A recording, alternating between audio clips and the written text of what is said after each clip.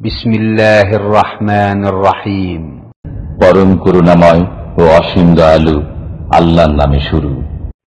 ومن أحسن قولا ممن دعا إلى الله وعمل صالحا وقال إنني من المسلمين.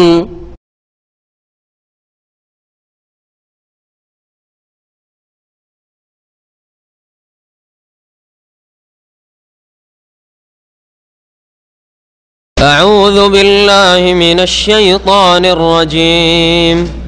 فلا تدع مع الله إلها آخر فتكون من المعذبين وأنذر عشيرتك الأقربين واخفض جناحك لمن اتبعك من المؤمنين فإن عصوك فقل إني بريء مما تعملون وتوكل على العزيز الرحيم الذي يراك حين تقوم وتقلبك في الساجدين إنه هو السميع العليم.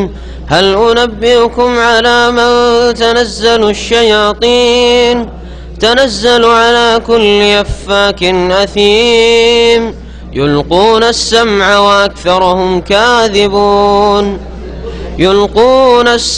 وأكثرهم كاذبون والشعراء يتبعهم الغاوون ألم تروا أنهم في كل واد يهيمون وأنهم يقولون ما لا يفعلون إلا الذين آمنوا وعملوا الصالحات وذكروا الله كثيرا وانتصروا من بعد ما ظلموا وسيعلم الذين ظلموا أي منقلب ينقلبون. السلام عليكم ورحمة الله وبركاته.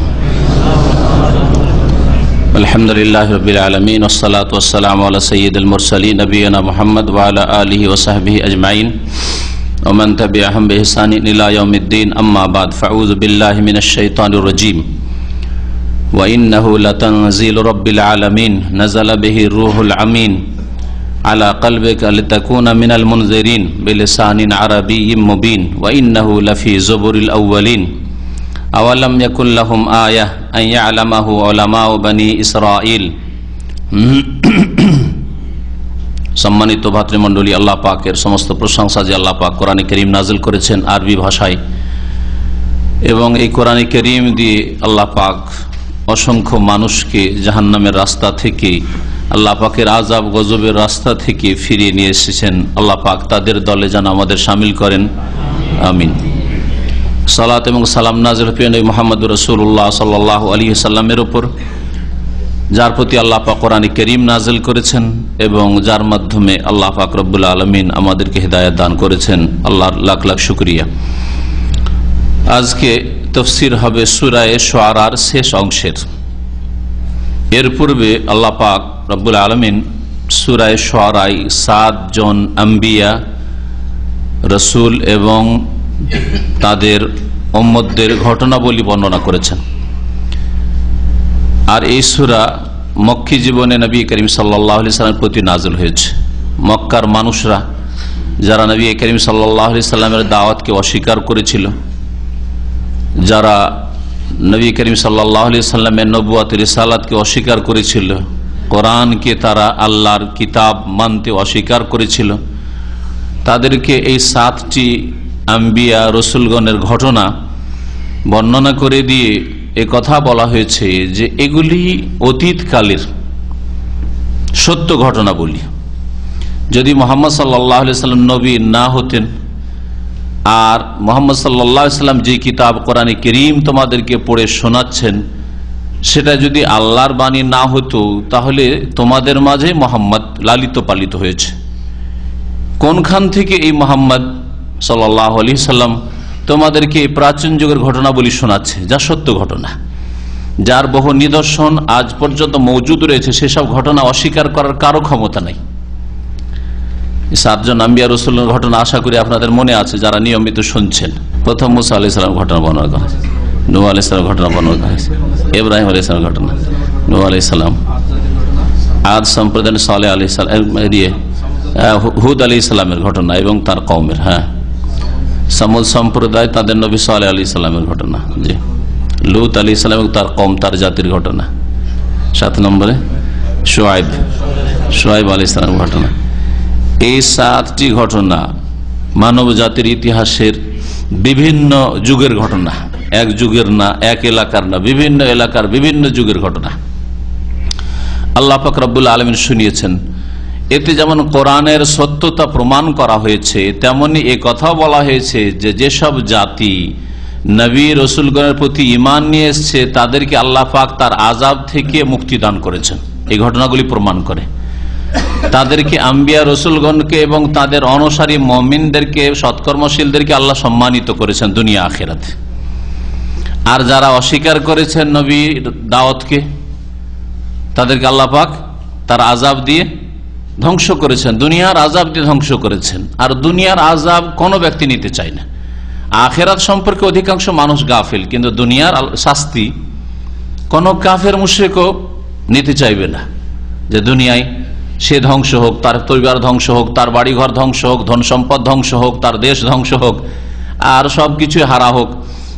আল্লাহ পাকের কোন বালা মুসিবত আল্লাহ পাকের বলুক আর না বলুক যে প্রাকৃতিক দুর্যোগ, কেউ চায়? কোন অমুসলিম চাই, কাফের চাই, আল্লাহ পরকালে অবিশ্বাসী চাই? কেউ চায় না, নাস্তিকও চাই না। তো এইসব ঘটনা দিয়ে আল্লাহ পাক রব্বুল আলামিন কাফের জাতিকে, যাদের মাঝে নবী করিম সাল্লাল্লাহু আলাইহি ওয়াসাল্লামকে পাঠানো হয়েছে, কুরাইশদেরকে জানানো হয়েছে, মক্কার লোকদেরকে জানানো হয়েছে, ওর আশেপাশের লোকদেরকে জানানো হয়েছে প্রথমখানে, আর তারপরে কোরআন কারীমের এই ঘটনাবলী দিয়ে সমস্ত মানব জাতিকে জানানো হয়েছে, কারণ সমস্ত মানব জাতির জন্য মুহাম্মদ রাসূলুল্লাহ সাল্লাল্লাহু আলাইহি ওয়াসাল্লাম রাসূল হয়ে এসেছেন। এই 7টি ঘটনা বর্ণনা করার পরে মহান আল্লাহ কোরআন কারীম সম্পর্কে ইরশাদ করেছেন, ওয়া ইন্নাহু লাতানজিলু রাব্বিল আলামিন, আয়াত নম্বর 192 সূরা শুআরা। আর নিঃসন্দেহে এই কিতাব, এটি ওয়া ইন্নাহু, এটি হচ্ছে লাতানজিলু রাব্বিল আলামিন, বিশ্বজাহানের প্রতিপালকের পক্ষ থেকে নাজিলকৃত, আল্লাহ পাক তা অবতীর্ণ করেছেন। এটা মুহাম্মদ সাল্লাল্লাহু আলাইহি সাল্লামের রচিত না, গড়া না। প্রথম কথা, তিনি আলিফ বা তা সা থেকে ইয়া পর্যন্ত এসব অক্ষরের জ্ঞানও রাখতেন না, উম্মি ছিলেন, লেখাপড়া তিনি জানতেন না। তাহলে তিনি কি করে রচনা করতে পারেন?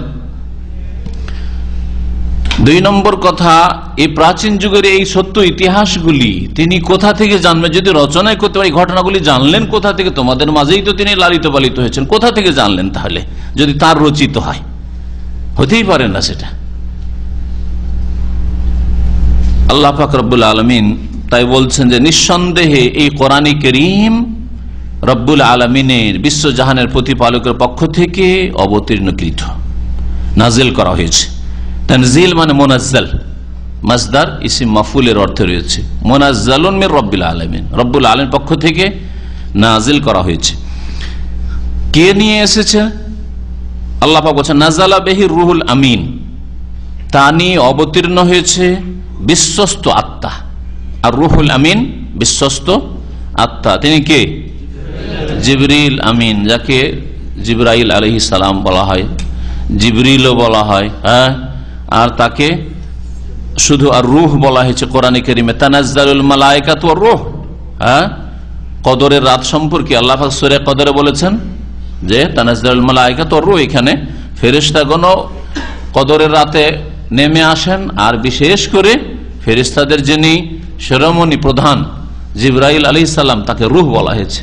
এখানে রূহ মানে আত্মা না, রূহ মানে হচ্ছে জিবরাইল আলাইহিস সালাম। এখানে আর রূহুল আমিন, রূহ এর সাথে একটি গুণ লাগিয়ে বিশ্বস্ত আত্মা, এমন বিশ্বস্ত ফেরেশতা যে সেখানে সন্দেহর কোনো অবকাশ নেই যে তিনি নিজের পক্ষ থেকে কোনো কিছু লাগিয়ে দেবেন না। বিশ্বস্ত ফেরেশতা জিবরিল আমিন আলাইহিস সালাতু সালামের মাধ্যমে নাজিল হয়েছে, তিনি নিয়ে এসেছেন। নবী মুহাম্মদ সাল্লাল্লাহু আলাইহি ওয়াসাল্লামকে আল্লাহ সম্বোধন করে বলছে আলা কালবিকা, নিয়ে নেমে এসেছেন জিবরাইল আলাইহিস সালাম, হে নবী মুহাম্মদ সাল্লাল্লাহু আলাইহি ওয়াসাল্লাম তোমার অন্তরে, তোমার হৃদয়। কোরআনে কারীম নবী সাল্লাল্লাহু আলাইহি ওয়াসাল্লামের নিকটে নাজিল করা হয়েছে, আর এখানে কলবের কথা, হৃদয়ের কথা বলা হয়েছে, কারণ মানুষের অঙ্গ প্রত্যঙ্গে যতগুলি অনুভূতির বা জ্ঞান অর্জনের মাধ্যম রয়েছে, সবচেয়ে বেশি জ্ঞান অর্জনের ক্ষমতা এবং ধরে রাখার ক্ষমতা আর ভালো মন্দের পার্থক্যের ক্ষমতা এটা হৃদয়ে রয়েছে, কালবে, হার্টে রয়েছে। দিমাগ মানুষের স্মৃতিশক্তি, মস্তিষ্ক যা বলা হয়, এটাও একটা। আর একটা হচ্ছে কলব, হৃদয়। আর বাকি হচ্ছে অঙ্গ প্রত্যঙ্গ। যেমন জিহ্বা দিয়ে আপনি অনুভব করছেন যে এটা টক না মিষ্টি না ঝাল, অনুভব করছেন, তা দিয়েও কিছু নলেজ হাসিল করছেন। আর ত্বক দিয়ে, শরীরের চামড়া দিয়ে, তা দিয়ে অনুভব করছেন গরম না ঠান্ডা, অনুভব করছেন। এইরকম চোখ দিয়ে দেখে আপনি নলেজ হাসিল করছেন, কান দিয়ে শুনে আপনি জ্ঞান অর্জন করছেন। কিন্তু সবচেয়ে বেশি ধারণ ক্ষমতা এবং ভালো মন্দের পার্থক্যের ক্ষমতা কলবের, হৃদয়ের রয়েছে। এই জন্য আল্লাহ পাক কলবের কথা বলেছেন। এই কথা বলে যে তোমার দেমাগে, তোমার মস্তিষ্কে নেমে এসেছে না, এই কথা আল্লাহ বলেননি। লিতাকুনা মিনাল মুনজারিন, কেন কোরআনে কারীম তোমার প্রতি নাযিল করা হলো নিয়ে বসে থাকবেন না, যাতে করে তুমি লিতাকুনা মিনাল মুনজিরিন, যাতে করে তুমি সতর্ককারীদের অন্তর্ভুক্ত হতে পারো। যেসব আম্বিয়া রাসূলগণ আল্লাহর পক্ষ থেকে দূত হয়ে এসেছেন আর তারা সতর্ক করেছেন মানব জাতিকে আল্লাহ পাকের আযাব থেকে, আল্লাহ পাকের গজব থেকে, আল্লাহ পাকের মার থেকে, অসৎ পথে চললে, কুফরির পথে চললে, শিরকের পথে চললে, অবিশ্বাস করলে অথবা আল্লাহর দিন মোতাবেক জীবনযাপন না করলে তাদের দলে সামিল হইতে পারো, নবী রাসূলগণের দলে যাতে করে তুমি সামিল হইতে পারো। বিলিসানিন আরবী মুবিন, সুস্পষ্ট আরবি ভাষা আল্লাহ পাক নাযিল করেছে যাতে করে তোমারও বুঝতে সুবিধা হয়। মুহাম্মদ সাল্লাল্লাহু আলাইহি সাল্লাম সবচেয়ে বেশি বুঝেন, যাতে করে তার মাতৃভাষায় নাযিল করা হয়েছে, কুরাইশদের ভাষায় নাযিল করা হয়েছে, যেই বংশের হচ্ছেন মুহাম্মদ রাসূলুল্লাহ সাল্লাল্লাহু আলাইহি সাল্লাম। আর সুস্পষ্ট আরবি ভাষা, এমন নয় যে জটিল আরবি ভাষা, এমন যুগের যে বোঝা যাচ্ছে না, এইরকম নয়, স্পষ্ট আরবি ভাষায় নাযিল করা হয়েছে। আর তার সাথে সাথে আরবি ভাষা এই জন্য নাযিল করা হয়েছে যে যাদেরকে প্রথম সম্বোধন করবে তাদের ভাষায় হইতে হবে। তার যাদেরকে প্রথম খানে বলা হচ্ছে একটিও লোক তৈরি হয়নি, আর ওই সময় যদি তাদের ভাষায় না অন্য কোনো ভাষায় হইতো তো স্বাভাবিক তারা অস্বীকার করে দিত। কোরআনে কারীম যদি আরবি ভাষায় না হইতো, যাদেরকে প্রথম বোঝানো হচ্ছে, আর কিছুটা একটা বড় দল তৈরি হয়ে গেল, মোটামুটি একটা দল তৈরি হয়ে গেলে তারপরে যদি অন্য ভাষায় হয় অসুবিধা নাই, অন্যদের কাছে যাচ্ছেন যাদের ভাষা হয়তো আরবি নয়, অসুবিধা নাই, বুঝিয়ে দেবেন দোভাষীর মাধ্যমে অথবা যেভাবে বুঝিয়ে দেবেন, তারা ধীরে ধীরে শেখার চেষ্টা করবে। কিন্তু একটিও লোক তৈরি হয়নি, আর হঠাৎ করে যদি এমন কোন ভাষায় আসে যেই ভাষা প্রথম যাদেরকে তৈরি করতে চাইছেন একটা দুটো করে তারাই বুঝে না, তাহলে অসম্ভব ছিল মানুষের ঈমান নিয়ে আসা, বিশ্বাস করা। আল্লাহ পাক এই কথাই বলছেন এখানে, বিলিসানিন আরাবিয়্যিম মুবিন, সুস্পষ্ট আরবি ভাষায় এই কোরআনে কারীম আল্লাহ পাক নাযিল করেছেন। আরবি আর তার সাথে মুবিন, স্পষ্টকারী, এই ভাষা স্পষ্টকারী, তার মানে কোরআনে কারীমে কোনো অস্পষ্টতা নেই। সুতরাং বিদআতপন্থীদের কথা বা তাদের এক শ্রেণী হুজুরদের কথা যে কোরআন আবার কি বুঝবে তুমি, এটা তাদের জাহালত, অজ্ঞতা। কোরআন সবচেয়ে স্পষ্ট, বরং হাদিসের চাইতে বেশি স্পষ্ট কোরআনে কারীম। আর তারপরে রাসূলুল্লাহ সাল্লাল্লাহু আলাইহি ওয়াসাল্লামের কথা স্পষ্ট, হাদিস স্পষ্ট, আর তারপরে ফিকর কিতাব, মানুষের লেখা অস্পষ্ট হইতে পারে, আমার কথা অস্পষ্ট হইতে পারে, কিন্তু আল্লাহ পাকের কথা সবচেয়ে বেশি স্পষ্ট। আর তারপরে রাসূলুল্লাহ সাল্লাল্লাহু আলাইহি সাল্লামকে যেহেতু স্পষ্ট ভাষী করা হয়েছিল, উতীতু জাওয়ামিআল কালিম, নবী সাল্লাল্লাহু আলাইহি ওয়াসাল্লাম বলছেন আমাকে অল্প ভাষায় অনেক কথা বলার ক্ষমতা দেওয়া হয়েছে। রাসূলুল্লাহ সাল্লাল্লাহু আলাইহি সাল্লামের ভাষা, স্পষ্ট ভাষা কোরআনে কারীমের পর সবচেয়ে বেশি। আর কেউ যদি বলে কোরআন হাদিস বোঝা কি চারটি কথা নাকি, কোরআন হাদিস বোঝা সম্ভব নয়, সুতরাং কি পড়ো, আরে অন্য কিতাব পড়ো, অন্য কিতাব পড়ো, তাহলে ইসলাম বুঝবে। এটা অন্তর বাঁকা, সেই জন্য কথা বলছে জেনে শুনে, আর না হলে অজ্ঞতার কারণে বলছে, হয় জাহেল, আর না হইলে জানে কিন্তু অন্তর হচ্ছে বাঁকা, কোরআন এবং হাদিসের দিকে আসতে দিতে চায় না, যার ফলে কোরআন এবং হাদিসের কাছে আসলে গোমর ফাঁস হয়ে যাবে। আর তাদের এই সব এত তরিকত আর থাকবে না, এক তরিকা শুধু মুহাম্মদ রাসূলুল্লাহ সাল্লাল্লাহু আলাইহি ওয়াসাল্লাম নিয়ে আসা তরিকা থাকবে, যেটা বরদাস্ত হয় না। ওয়া ইন্নাহু লাফি যুবুরিল আউয়ালিন, আর এই কোরআনে কারীম নিঃসন্দেহে কোরআনে কারীমের আলোচনা রয়েছে পূর্ববর্তীদের গ্রন্থরাজিতে। জবর জাবুরের বহুবচন, জাবুর বিশেষ একটি কিতাবের নামও, যা দাউদ আলাইহিস সালামের উপর নাজিল হয়েছিল, জাবুর, তাই না? আর এমনি জাবুর মানে হচ্ছে গ্রন্থ, কিতাব। জাবুর মানে হচ্ছে কিতাব, তাহলে জবর মানে কুতুব, কিতাবের বহুবচন কুতুব, ওই রকমই জাবুরের বহুবচন হচ্ছে জবর। তো জবর মানে তাহলে এখানে কুতুব। আউয়ালিন মানে পূর্ববর্তী, আগের যে নবী রসুলগণরা বা আগের উম্মতরা এসছে তাদের কিতাবাদিতে এই কোরআনে কারীমের আলোচনা রয়েছে। কোরআনে কারীম যদি মানুষের তৈরি হয় তো আগে তাওরাতে, ইনজিলে আর যেসব কিতাব আল্লাহ পাক নাযিল করেছেন সেই সব কিতাবই কোরআনে কারীমের কথা কেন আসবে, ভবিষ্যৎবাণী আর মুহাম্মদ রাসূলুল্লাহ সাল্লাল্লাহু আলাইহি ওয়াসাল্লামের আলোচনায় বা কেন আসবে, আর তার গুণাবলী কেন তাতে উল্লেখ হবে? তাহলে বোঝা যাচ্ছে যে কোরআনে কারীম আল্লাহ পাকের কিতাব, এর জন্য আগের আম্বিয়া রাসূলগণের প্রতি নাযিলকৃত কিতাবে তার আলোচনা এসেছে। এটা হচ্ছে তাহলে ইন্নাহু মানে ইন্না হাযাল কোরআন, এই কোরআনে কারীমের আলোচনা আগের কিতাবাদিতে মজুদ রয়েছে। কেউ কেউ তাফসীর করেছেন এই আয়াতটির অন্যরকম খানিকটা, ওয়া ইন্নাহু মানে কোরআনে কারীমের যে মৌলিক বিষয়বস্তু, এই মৌলিক বিষয়বস্তুগুলি পূর্ববর্তীদের কিতাবাদিতেও রয়েছে, গ্রন্থরাজিতে রয়েছে।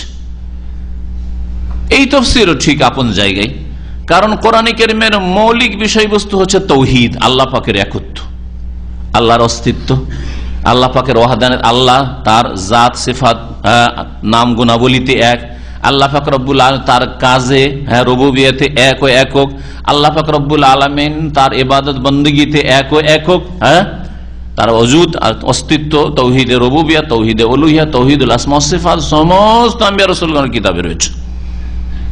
আখিরাত, কোরআনে কারীমে বহু আয়াতে রাসূলুল্লাহ, বহু হাদিসে মান কানা ইউমিনু বিল্লাহি ওয়াল ইয়াউমিল আখির, যে আল্লাহ বিশ্বাসী, পরকালে বিশ্বাসী, আখিরাতের কথা, এবং আখিরাতের প্রত্যেকটি বিষয়ের ক্ষেত্রে সমস্ত আম্বিয়া রাসূলগণের কিতাবাদিতে একই রকম শিক্ষা দেওয়া হয়েছে।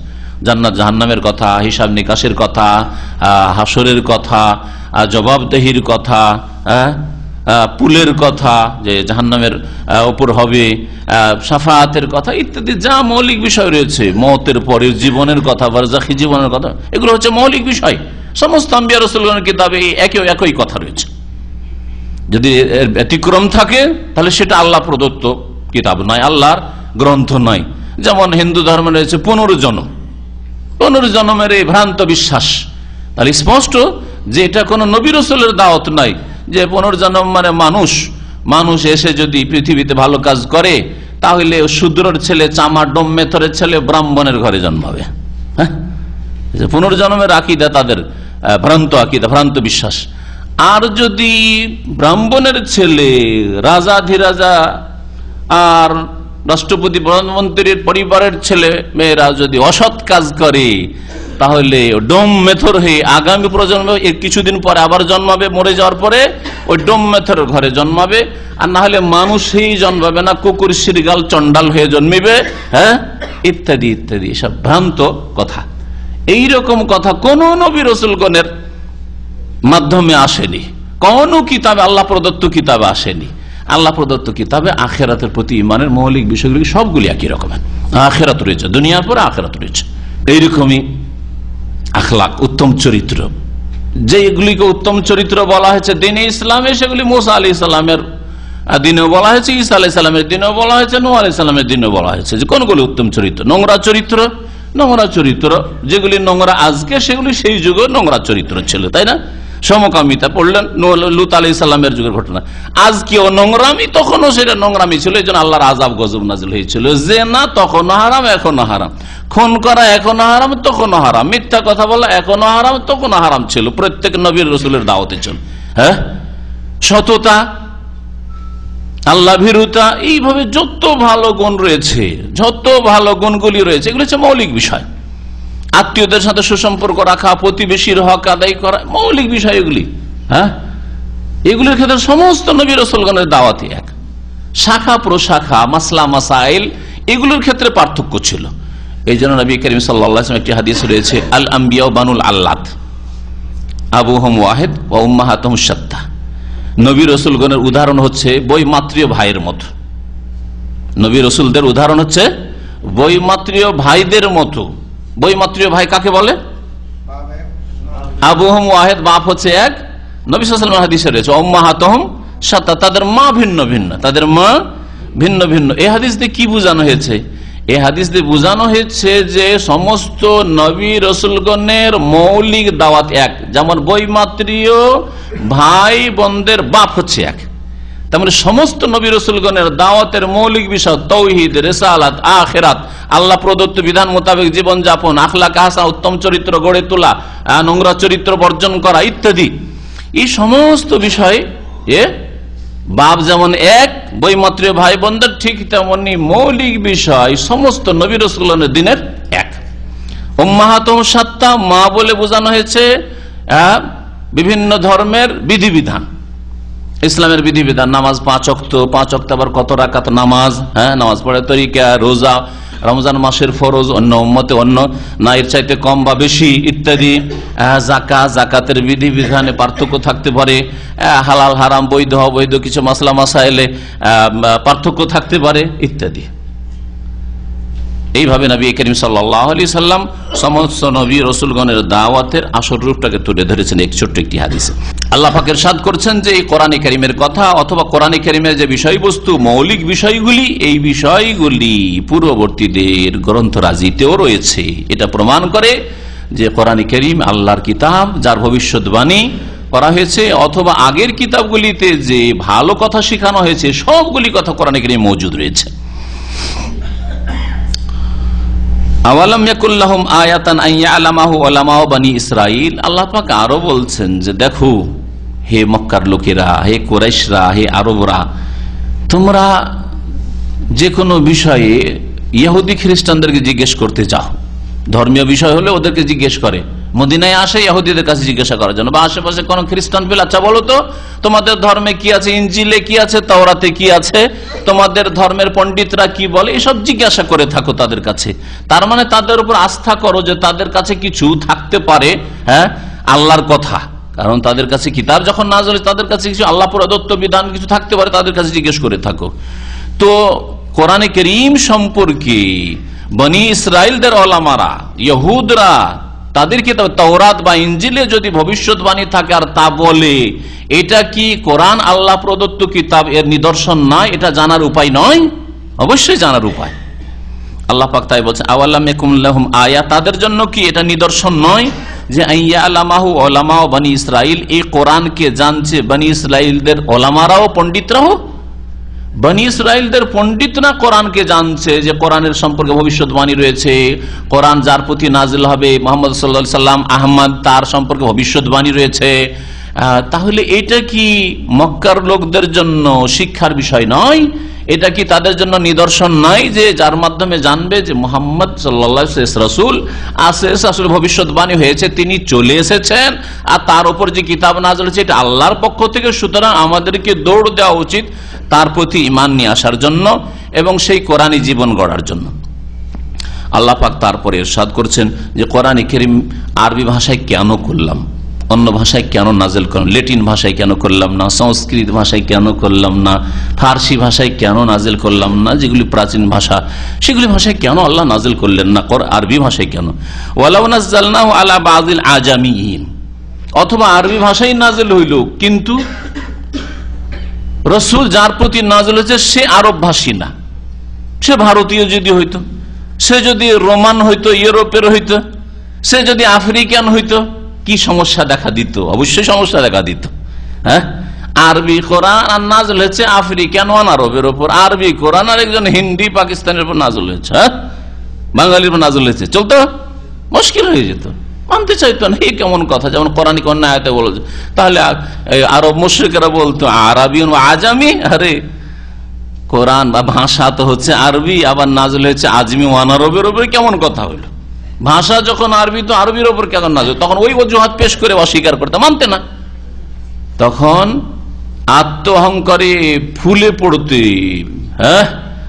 তখন শয়তান আর এক অহংকার ঢুকিয়ে দিত, আমরা আরবি আর কোরআন হচ্ছে আরবি, আবার মানবো অনারবকে, না হবে না। মক্কার লোকের এভাবে কুফরি করে দিত, যাদের কাছে প্রথম দাওয়াত পাঠাও তারা অস্বীকার করে দিত।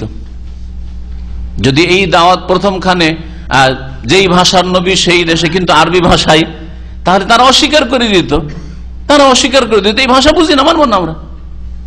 শয়তান ওই রাস্তা দিয়ে ঢুকতো, অন্তরে আর গুমরা করে দিত। এই জন্য আল্লাহ পাক রব্বুল আরবি রাসূলের উপর আরবি ভাষায় কোরআন নাযিল করেছেন।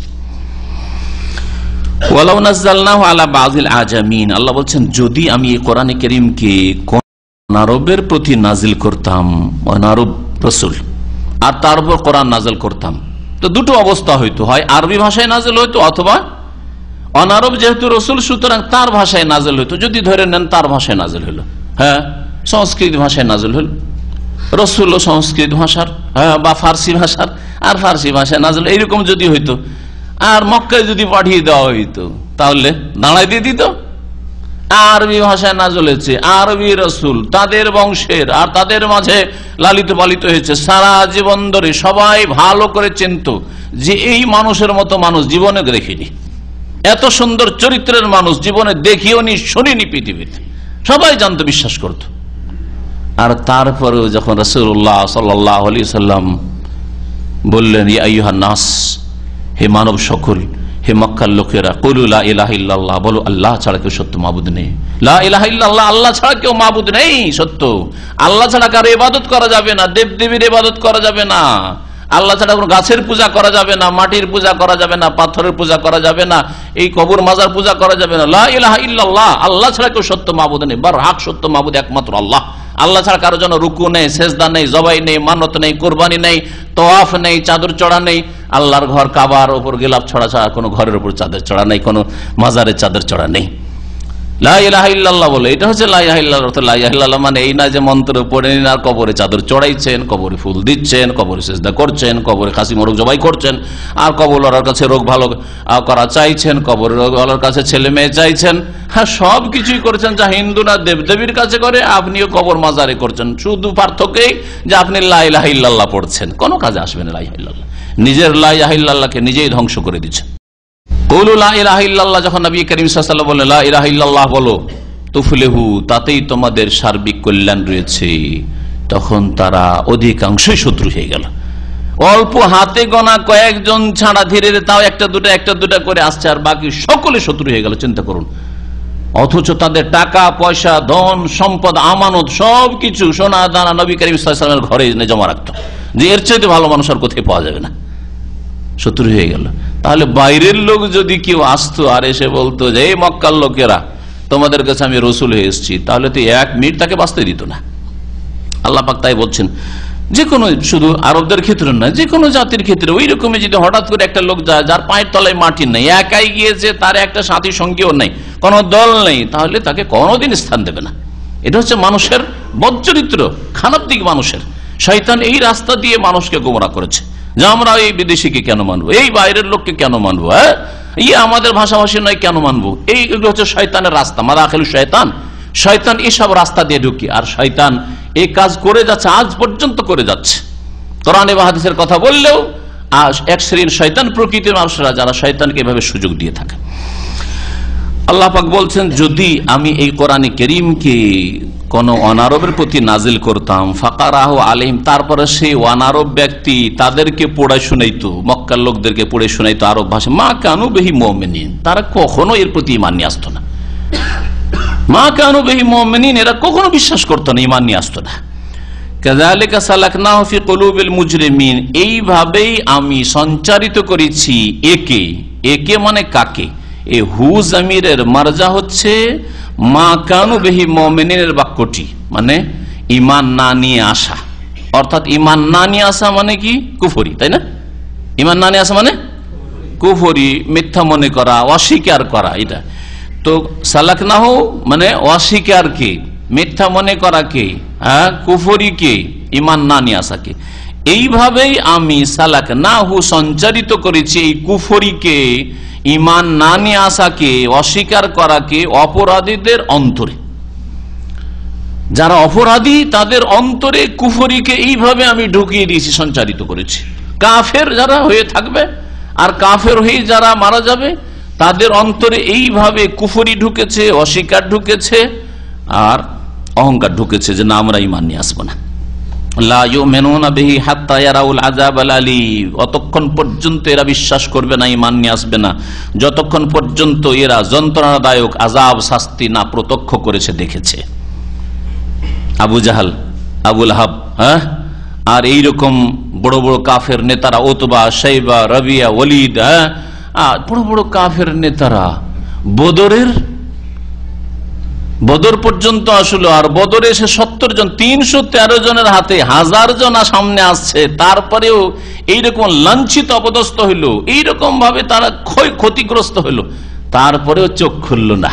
হ্যাঁ, যখন আযাবে আলিম দেখে নিয়েছে, মওতের মুখোমুখি হয়ে গেছে, দুনিয়া থেকে বিদায় নিয়েছে আবু জাহাল আর আবু জাহালের দলেরা 70 জন, তারপরে কূপে লাশগুলি পড়ে আছে, তখন বুঝতে পেরেছে।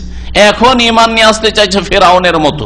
আর নবী করিম সাল্লাল্লাহু আলাইহি ওয়াসাল্লাম বলেছেন, প্রত্যেক কওমে ফেরাউন রয়েছে, আর হাযা ফিরআউন হাযিহিল উম্মাহ, এই আবু জাহাল হচ্ছে এই উম্মতের ফেরাউন।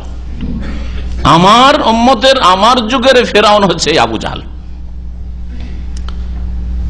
আল্লাহ পাক তাই বলেছেন যে এমন কুফরি এদের অন্তরে সঞ্চারিত হয়েছে, তাদের চেষ্টা না করার কারণে, অন্তরে সততা না থাকার কারণে, অন্তর নিরপেক্ষ না হওয়ার কারণে। অন্তরটা নিরপেক্ষ হইতে হবে, নিউট্রাল, যে আমি বুঝার চেষ্টা করি বিষয়টা কি, ব্যাপারটা কি, কথাটা ঠিক না ভুল। আর আগেই যদি অবস্থান নিয়ে নেন যে আমি এদের সাথেই থাকবো, আমি এই তরিকাতেই থাকবো, কখনো ঈমানের তৌফিক হবে না, হেদায়েত তৌফিক হবে না, কখনো তৌহিদ নসিবে হবে না, কখনো সুন্নত নসিবে হবে না। প্রথম অবস্থান তৈরি করে তারপরে দলিল প্রমাণ খুঁজবেন, এটা হেদায়েতের পথ নয়। হেদায়েতের পথ হচ্ছে অন্তরকে খালি করে দেন, যে আমি কোরআন এবং হাদিস অন্তরে ঢোকাবার জন্য, আল্লাহ এবং রসুলের কথা অন্তরে ঢোকাবার জন্য সবসময় প্রস্তুত। আর তারপরে খুঁজাখুঁজি করেন দলিল, আল্লাহর কথা কি বলে, রসুলের কথা কি বলে সাল্লাল্লাহু আলাইহি ওয়াসাল্লাম, তাহলেই হেদায়েত নসিব হবে। তো এটা যারা করেছিল, আবু বকরের মতো লোক, ওমরের মতো লোক, উসমান, আলী, তালহা, জুবাইর, আম্মার, ইয়াসির, সুমাইয়া রাদিয়াল্লাহু তাআলা আজমাইন, এইরকম সাহাবায়ে কেরাম যারা মক্কাতেই জুলম অত্যাচার সামনে দেখতে পাচ্ছে, তারপরও তাদের ঈমানে কোন রকম বাধা সৃষ্টি হয়নি, অন্তরে সততা ছিল। হ্যাঁ, নিরপেক্ষ দৃষ্টি নিয়ে চিন্তা করার চেষ্টা করেছে, যে চিন্তা করিবে বিষয়টা, মুহাম্মদ সাল্লাল্লাহু আলাইহি ওয়াসাল্লাম এতদিন কোন একটা ছোট মিথ্যা কথাও দেখলাম না, দুনিয়ার লোভের ক্ষেত্রে মিথ্যা কথা দেখলাম না, আর এই ধর্মের নামে মিথ্যা কথা বলে স্বার্থটা কি? ওকে তো আমরা রাজত্ব দিতে চাই, রাজত্বও চাই না, ধন দৌলত দিতে চাই, ধন দৌলত চাই না, তো উদ্দেশ্য আর কি রয়েছে? এই লোক মিথ্যা কথা কেন বলবে?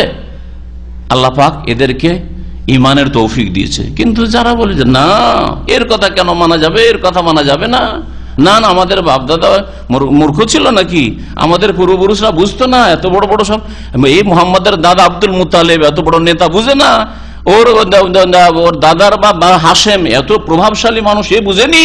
হ্যাঁ, এইরকম যারা বলবে তাদেরকে আল্লাহ পাক হেদায়েত করবে না, তাদেরকে হেদায়েত করবে না। আগে অবস্থান নিয়েছে, আমি এখানেই থাকবো, আমি যাবো না এখান থেকে। আল্লাহ পাক তাই বলছেন যে এরা ঈমান নিয়ে আসবে না, হাত্তা ইয়ারাউল আযাব আল আলিম, যতক্ষণ পর্যন্ত এরা কঠোর শাস্তি না দেখে নেবে, প্রত্যক্ষ না করে নেবে। আর কঠোর শাস্তি মানে ওই মওতের মুখে যখন পতিত হবে, আর তখন আল্লাহ পাকের আযাব চোখে দেখে নিয়েছে, আর ফেরার সময় নেই, সংশোধনের সময় নেই। সেই সময় ফেরাউনও, মুসার জামানার ফেরাউনও ফিরতে চেয়েছিল, আর প্রত্যেক জামানার ফেরাউন আর বেদিন আর পাপিষ্ট ফিরতে চাইবে, কিন্তু আল্লাহ বলবেন কাল্লা রব্বির জিউন, তারা বলবে আল্লাহ ফিরিয়ে দাও, আল্লাহ ফিরিয়ে দাও, আল্লাহ ফিরিয়ে দাও। আল্লাহ পাকের পক্ষ থেকে জবাব আসবে যে কাল্লা, কোশ্চিন কালেও না, কখনো ফেরানো হবে না। ইন্নাহা কালিমাতুন হুয়া কাইলুহা, বলতে দাও।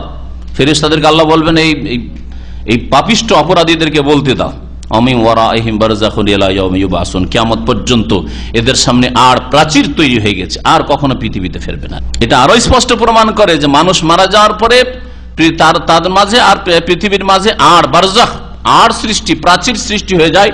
আল্লাহ পাক তুই কখনো ফিরে আসবে না, আল্লাহ পাক এই প্রাচীর সৃষ্টি করে দেন। সুতরাং পুনর্জন্মের আকীদা হিন্দুদের বাতিল এই আয়াত দ্বারা। তারপরে বিদআতপন্থীদের অনেকের আকীদা যে বাপ মা মরে যাওয়ার পরে শয়তান বাপ মায়ের রূপ ধরে আসবে, যে আমার বাপ চলে এসছে, আমার মা চলে এসছে, দেখেছি, হ্যাঁ অমুক হুজুরে কিবলা চলে এসছে, দেখছি 500 বছর আগে 700 বছর আগে মারা গেছে, বলছে হারাম শরীফ অমুক হুজুর সাহেবকে দেখলাম, পীর সাহেবকে দেখলাম। হ্যাঁ, এগুলি শয়তানি কথা, এই কোরআন অস্বীকার করে এগুলি কথা। এইরকমই বিদআতপন্থীদের আকীদা যে শবে বরাতে যত লোক আত্মীয় স্বজন মারা গেছে, ওই বুড়ি বিধবাগুলি বসে যে আমার স্বামী আজকে আসবে, সেজন্য হালুয়া রুটি করে নিয়ে বসে থাকে।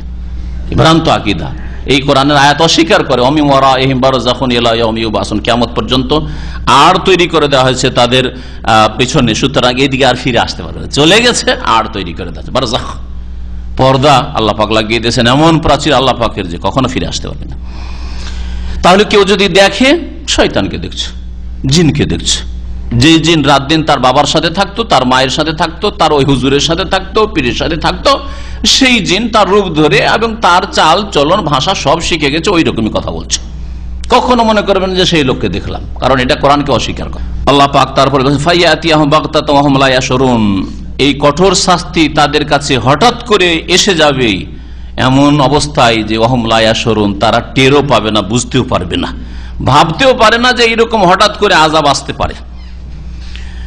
ফায়াকুলু, তখন তারা বলবে হাল নাহনু মুনজারুন, আমাদেরকে কি ছাড় দেওয়া হবে, একটু অবকাশ দেওয়া হবে, আল্লাহর কাছে অবকাশ চাইবে। আফাবি আযাবিনা ইস্তাজিলুন, আল্লাহ পাক বলছেন যে কি আশ্চর্য যে এরা আমার আযাবের সাথে তারা তাড়াহুড়া করছিল, আমার আযাবকে ত্বরান্বিত করতে চাইছিল। হ্যাঁ, দ্রুত আসো, কোথায় তোমার আযাব, হে মুহাম্মদ তুমি যে ধমক দিচ্ছ, কোথায় তোমার আযাব, এ কথা এরা বলছিল। আযাব নিয়ে এরা তাড়াতাড়ি করছিল যে কোথায় আযাব, কোথায় আযাব, আর যখন চলে এসছে এখন অবকাশ চাই। তোমরাই তো চাইছিলে তাড়াতাড়ি আযাব, এই তো চলে এসছে, আর এই আযাব দূর হবে না আল্লাহ পাকের আযাব চলে আসার পরে। আফারাআইতা ইন মাত্তানাহুম সিনিন, তারপর আল্লাহ পাক রব্বুল বলছেন কাউকে যদি ভোগ বিলাসের জীবন দিই, সুখময় জীবন দান করি দুনিয়ায়, ধোঁকা খাওয়ার কিছু নেই, তারপরে কি হবে? এই সুখের সামগ্রীগুলি কোথায় যাবে? ভোগ বিলাসের যে উপায় উপকরণ সেগুলি কোথায় যাবে? সেগুলি চিরকাল তোমার সাথে থাকবে? কখনো থাকবে না। এই সুস্থতা চিরকাল থাকবে না, এই ধন সম্পদ তোমার সাথে চিরকাল থাকবে না, আর তোমার সাথে মওতের পরে যাবেও না, বরং তোমার সাথে ঈমান এবং তোমার সৎকর্ম ভালো আমল যাবে। আর যদি মন্দ কাজ করে থাকো সেটাও তোমার পিছা ছাড়বে না, তোমার সাথেই যাবে। আল্লাহ পাক বলছেন আফারাআইতা, হে নবী তুমি চিন্তা করেছো কি, ইন মাত্তানাহুম সিনিন, যদি তাদেরকে আমি ভোগ বিলাস দান করি দীর্ঘ বছর, সেনিন মানে কত বছর, কয়েক বছর অথবা দীর্ঘ বছর, বেশ কিছুদিন কিছু বছর যদি আমি তাদেরকে ভোগ বিলাস দান করি, সুম্মা জাআহুম মা কানু ইয়াদুন, তারপরে তাদের ওপর এসে পড়ে যা তাদের সাথে প্রতিশ্রুতি করা হয়েছে, মানে আল্লাহ পাকের আযাব চলে আসে, একদিন আসবে, একদিন মওত আসবেই।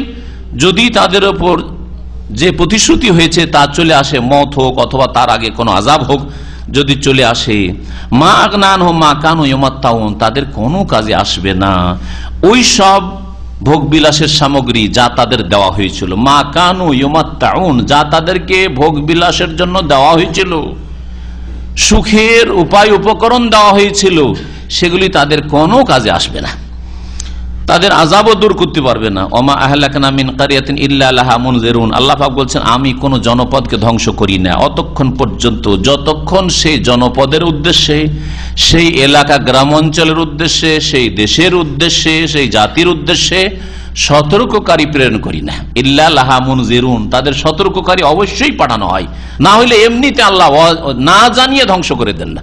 জানতে পারলো না আল্লাহ কি, পরকাল কি, নবী কি, আর রাসূল কি, বিধান কি, হ্যাঁ, আর এমনি আল্লাহর আযাব চলে আসলো, এটা কখনো হবে না। যে কোনো জাতি সম্পর্কে এইটা বিভিন্ন ভাষায় কোরআনে কারীমে আল্লাহ পাক বর্ণনা করেছে, এখানে এই ভাষায় আল্লাহ পাক উল্লেখ করেছেন। আর একটি প্রসিদ্ধ আয়াত রয়েছে এই মর্মে, মা কুন্না মুআযযিবিনা হাত্তা নাবআসা রাসূলা, আমি আযাব দিতে পারি না। আল্লাহ বলেন ওমা কুন্না মুআযযিবিন, আমি আযাব শাস্তি দিতেই পারি না, হাত্তা নাবআসা রাসূলা, যতক্ষণ পর্যন্ত রাসূল না প্রেরণ করিনি। রাসূল পাঠাবার আগে আমি কোন জাতিকে আযাব দিই না, ধ্বংস করি না। আল্লাহ পাক বলছেন কোন জাতিকে যদি আল্লাহ ধ্বংস করে থাকেন জানতে হবে যে তার আগে তাদেরকে সতর্ক সাবধান করা হয়েছে। ইল্লা লাহা মুনজিরুন, কেন সতর্ক সাবধান করা হয়েছে? যিকরা, উপদেশ স্বরূপ। যিকরা, কেউ কেউ বলেছেন এখানে আছে হাজা যিকরা বা হাজিহি যিকরা, এটা হচ্ছে উপদেশ। এই যে সতর্ক করে দেওয়া, এটা হচ্ছে তাদের জন্য উপদেশ। নবী রাসূলগণের মাধ্যমে উপদেশ দেওয়া হয়েছে, রিমাইন্ড করে দেওয়া হয়েছে, স্মরণ করিয়ে দেওয়া হয়েছে, যিকরা। আর কেউ কেউ এটাকে আরবি গ্রামারে হাল বলছেন মুনজিরুন যিকরা, সতর্ককারী তাদের জন্য এসেছে উপদেশ দেওয়ার উদ্দেশ্যে। ওমা কুন্না জালিমিন, আর আমি আল্লাহ জালেম নই, আমি আল্লাহ জালেম নই, কারণ বিনা সতর্ক করাই, না জানিয়ে জানাইলাম না আল্লাহ কি, পরকাল কি, দিন কি, ইমান কি, নামাজ কি, কিছুই জানাইলাম না, আর যদি ধ্বংস করে দিই তাহলে জুলুম হয়ে যাবে এদের উপর।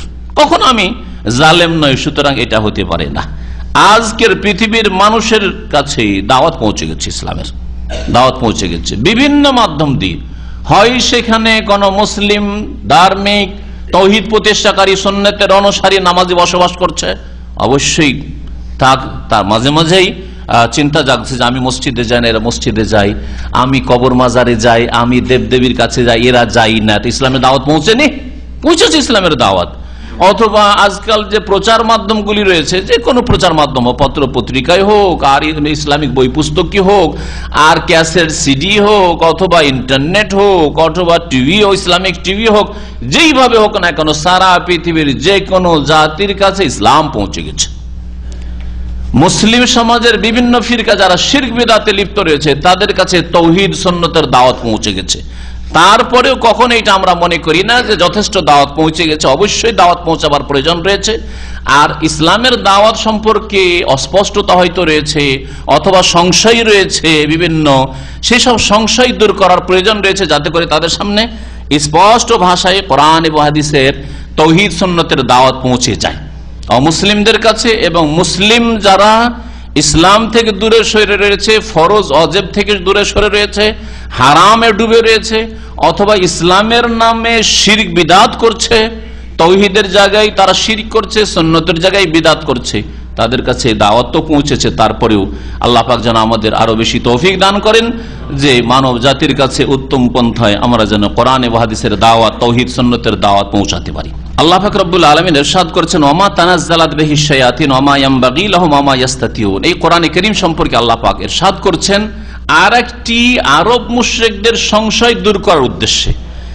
মক্কার মুশরিকরা নবী করিম সাল্লাল্লাহু আলাইহি সাল্লামকে বিভিন্ন ভাষায় আখ্যায়িত করত, না মানবে না উদ্দেশ্যে, মানব নাই মোহাম্মদকে, সুতরাং একে বিভিন্ন নাম দিই আর মানুষের মাঝে ঘৃণা ছড়ায়।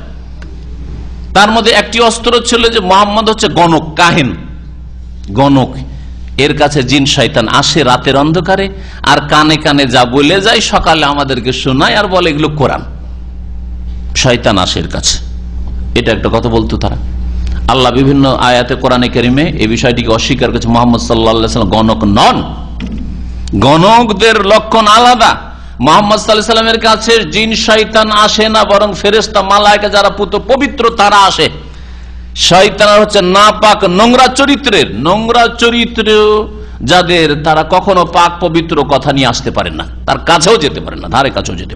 আর আরব মুশরিকদের, মক্কার কাফেরদের আর একটি সংশয় ছিল বা আর একটি কথা ছিল মানুষের মাঝে ঘৃণা ছড়াবার জন্য, আর মুহাম্মদ সাল্লাল্লাহু আলাইহি ওয়াসাল্লামের দাওয়াত থেকে দূরে রাখার জন্য, আর মানুষকে ভুল বুঝানোর জন্য, পথভ্রষ্ট কাজ বেকুব বানাবার জন্য।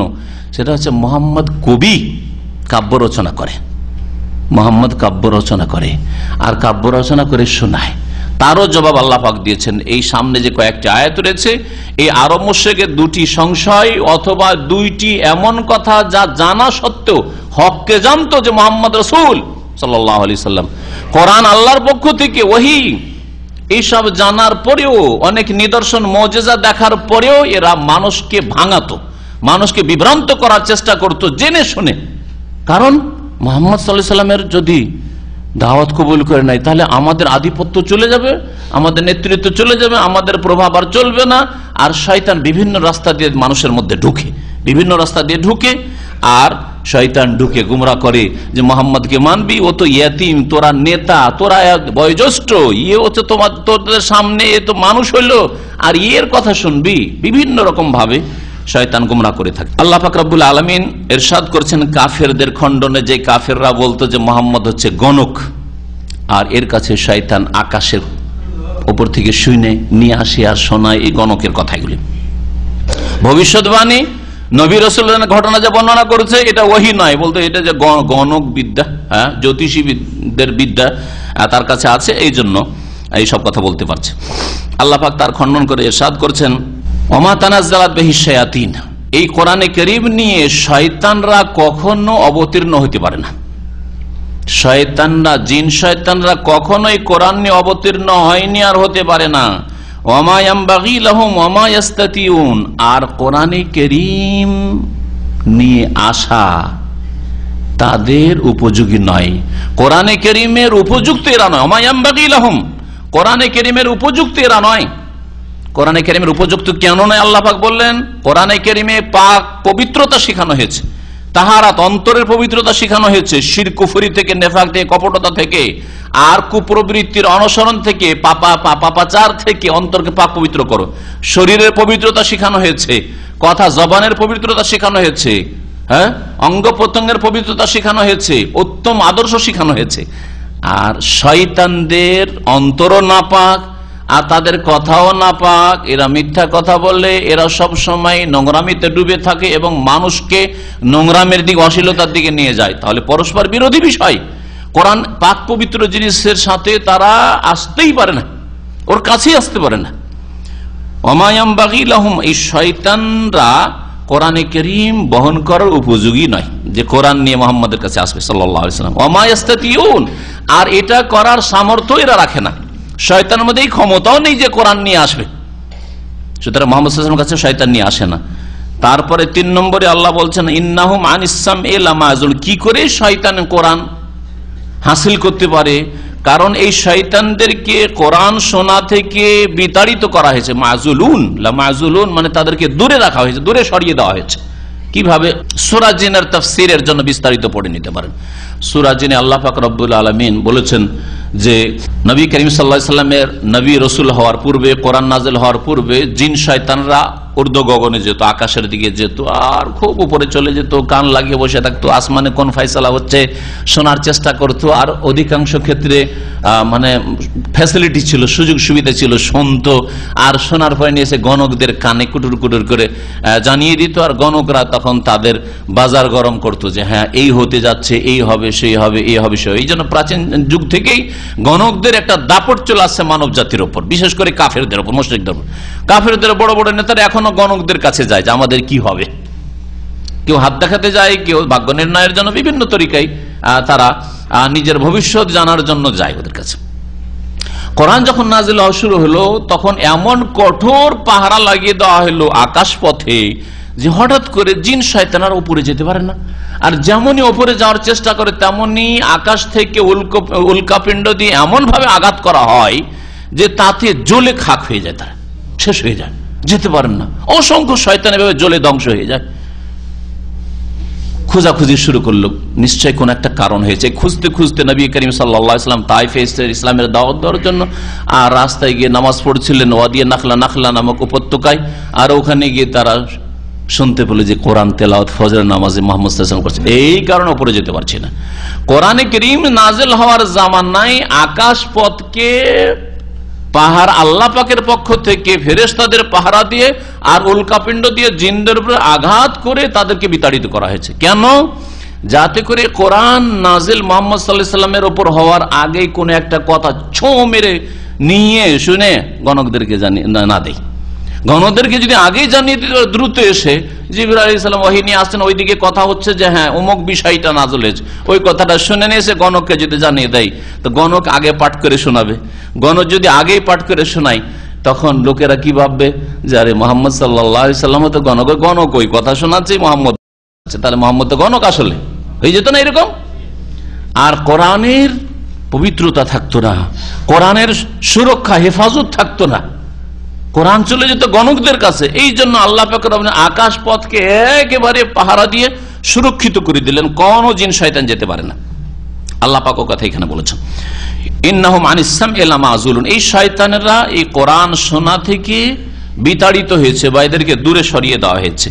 ফালা তাদু মা আল্লাহ ইলাহান আখারা ফাতাকুনা মিনাল মুআযযাবিন। নবী মুহাম্মদ সাল্লাল্লাহু আলাইহি সাল্লামকে আল্লাহ পাক তাওহীদের শিক্ষা দিচ্ছেন, শিরক থেকে সতর্ক করছেন।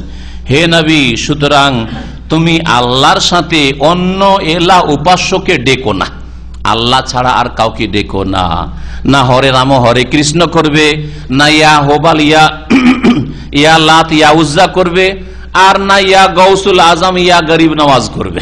সব একই কথা। 1400 বছর আগের আরব মুশরিকদের হোবাল আর উজ্জা মানাতকে ডাকা, আর রামকৃষ্ণকে ডাকা, আর গৌস বলে জিলানিকে ডাকা, আর গরিব নওয়াজ বলে চিশতিকে ডাকা, কোন বাবাকে ফকির দরবেশকে ডাকা, একই ভাষা আল্লাহ পাক কঠোর ভাবে নিষেধ করছেন। এমনকি নবী করিম সাল্লাল্লাহু আলাইহি ওয়াসাল্লামকে সতর্ক করছেন যাতে অন্যরা আরো বেশি সতর্ক হয়। ফালা তাদউ মা আল্লাহ ইলাহান আখার, আল্লাহর সাথে অন্যকে ডেকো না, ফাতাকুনা মিনাল মুআযযাবিন, আর না হইলে তুমি আযাব প্রাপ্তদের অন্তর্ভুক্ত হবে।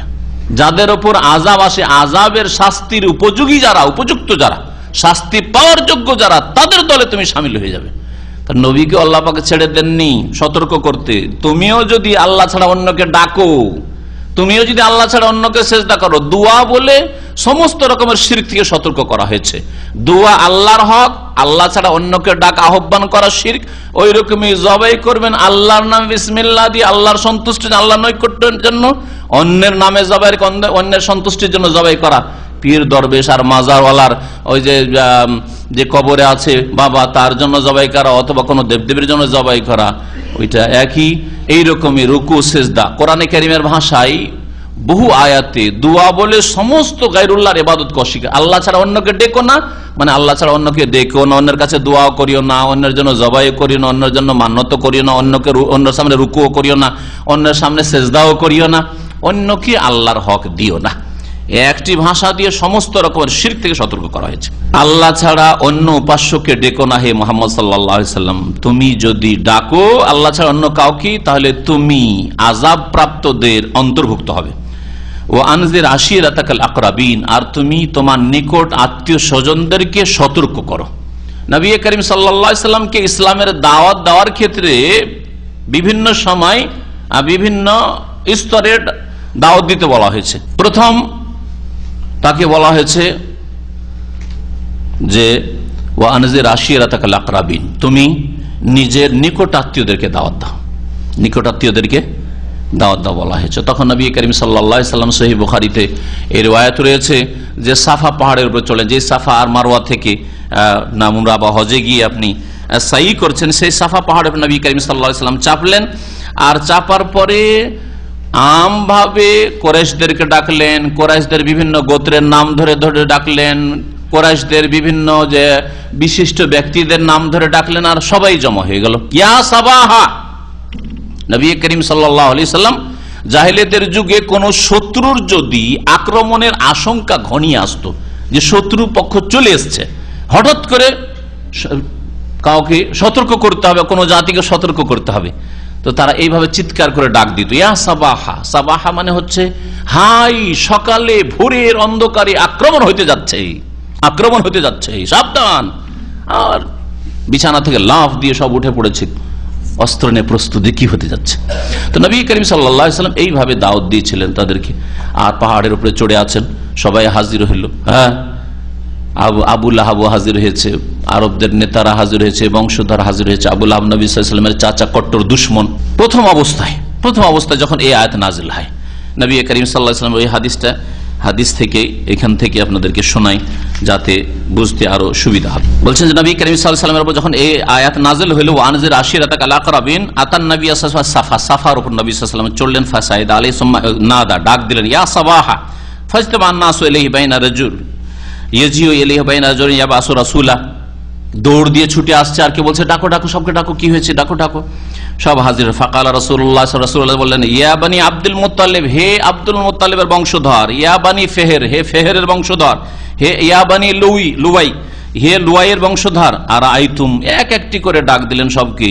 তারপর বাচ্চা বলো তো, লাউ আখবারতুকুম আন্না খাইলান বিসাফি হাযাল জাবালে তুরিদু আন তুগীরা আলাইকুম সাদ্দাকতুমুনি, যদি তোমাদেরকে বলি যে এই পাহাড়ে আমি চড়ে আছি, আর পাহাড়ের পিছন দিকে তোমরা কিন্তু দেখতে পাচ্ছ না, ওইদিকে তোমাদের জনবস্তি নেই, ওই দিক থেকে শত্রু পক্ষ তোমাদের উপর আক্রমণ করতে যাচ্ছে, হানা দিতে যাচ্ছে, আসাদ্দাকতুমুনি, বিশ্বাস করবে আমাকে না বিশ্বাস করবে না, বলো তো দেখি।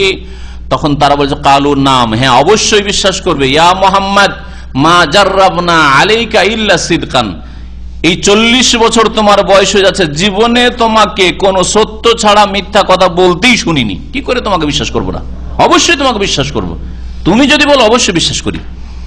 কালা, তখন নবী করিম সাল্লাল্লাহু আলাইহি ওয়াসাল্লাম এই ভূমিকার পরে বললে, ফাইন্নী নাযীরুল লাকুম বাইনা ইয়াদাই আযাবিন শাদীদ, কঠোর আল্লাহ পাকের আযাবের সামনে তোমাদেরকে আমি সতর্ক করছি। দেখো এখনো সতর্ক, সাবধান হয়ে যাও, আল্লাহকে ভয় করো, আল্লাহ পাকের প্রতি ঈমান নিয়ে আসো, রাসূলের প্রতি ঈমান নিয়ে এসো, আমি তোমাদের জন্য রাসূল হয়ে এসেছি। ফাকাল আবু লাহাব, এই কট্টর দুশমন চাচা আর আপনজন শত্রু হলে বেশি কষ্ট লাগে। নবী করিম সাল্লাল্লাহু আলাইহি ওয়াসাল্লাম সিরাত থেকে এই শিক্ষাও নিতে হবে, আপনার আপনজন কট্টর শত্রু হইতে পারে, দুশমন হইতে পারে। আবু লাহাব বলে উঠলো, তাব্বান লাকা সাইর আল ইয়ম, আজকের দিন হে মুহাম্মদ তোমার সর্বনাশ হোক, তোমার ধ্বংস হোক। তাব্বা বলেছিল, তাব্বান লাকা, মুহাম্মদ তুমি ধ্বংস হও আজকে। আউযু বিল্লাহ। আমা দাওতানা ইল্লা লিহাযা, অন্য হাদিসে রয়েছে যে এই জন্য তুমি আলে হাজা জামাতানা, এই ভাষা দিয়ে বলেছো, এই জন্য আমাদেরকে একত্রিত করেছো, এই জন্য আমাদেরকে ডেকেছো চিৎকার করে তুমি। সেই সময় আল্লাহ পাক রব্বুল আলামিন সূরা এই আবি লাহাব নাযিল করলেন। সূরা লাহাব, ওয়ানজা তাব্বাত ইয়াদা আবি লাহাব, মুহাম্মদ ধ্বংস হবে না, আবু লাহাব শোনো, আবু লাহাবের দুই হাত ধ্বংস হোক, ওয়াতাবার সেও নিজে ধ্বংস হোক, তার বিবিও ধ্বংস হোক, সব ধ্বংস হোক। আল্লাহ পাক বলেছেন কিয়ামত পর্যন্ত এই আবু লাহাবের ধ্বংসের আয়াত আর সূরা পাঠ হইতেই আছে, আর কত অসংখ্য মানুষ যে পাঠ করছে, তাই না? জি।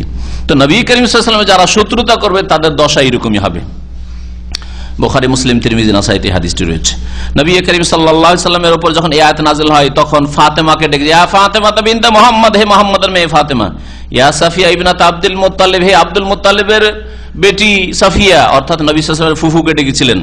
ইয়া বানি আব্দুল মুত্তালিব, হে আব্দুল মুত্তালিবের বংশধর, তোমাদের ডাকছে, লা আমলিকু লাকুম মিনাল্লাহি শাইআ, আল্লাহর আযাব থেকে তোমাদেরকে কোনো মতে আমি রক্ষা করতে পারবো না। সালুনি মিন মালি মা শিতুম, তোমরা যদি আমার ধন সম্পদ থেকে কিছু চাও তো চাইতে পারো, তোমাদেরকে দিতে পারবো, কিন্তু আল্লাহর আযাব থেকে তোমাদেরকে রক্ষা করতে পারবো না যদি তোমরা ঈমান না নিয়ে আসো, সৎকর্মশীল না হও।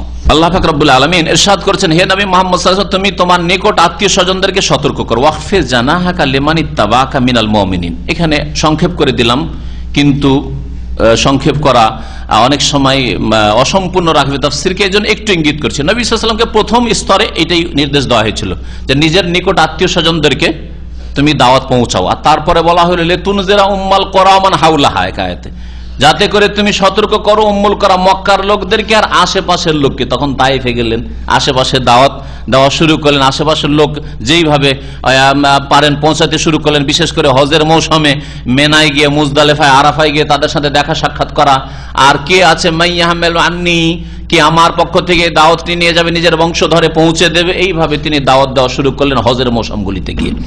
মেলাগুলিতে, তাদের ওকাজের মেলা আর বিভিন্ন যে মেলাগুলি, সেই মেলাগুলিতে নবী করিম সাল্লাল্লাহু আলাইহি ওয়াসাল্লাম যেতে লাগলেন, আর সেই মেলাতে গিয়ে তাদের দাওয়াত দেওয়া, কারণ বিভিন্ন এলাকা থেকে লোকজন সেখানে সমবেত হইত, এভাবে দাওয়াত দেওয়া শুরু করলেন। এটা দ্বিতীয় স্তর ছিল। তৃতীয় স্তরে নবী করিম সাল্লাল্লাহু আলাইহি সাল্লামের দাওয়াত দূরে দেওয়া শুরু করলেন। আল্লাহ পাক কোরআনে কারীমের এইরকম অনেকগুলি আয়াত রয়েছে যে আয়াতগুলো সারা বিশ্বের জন্য নবী সাল্লাল্লাহু আলাইহি ওয়াসাল্লামের দাওয়াতের কথা বলা হয়েছে।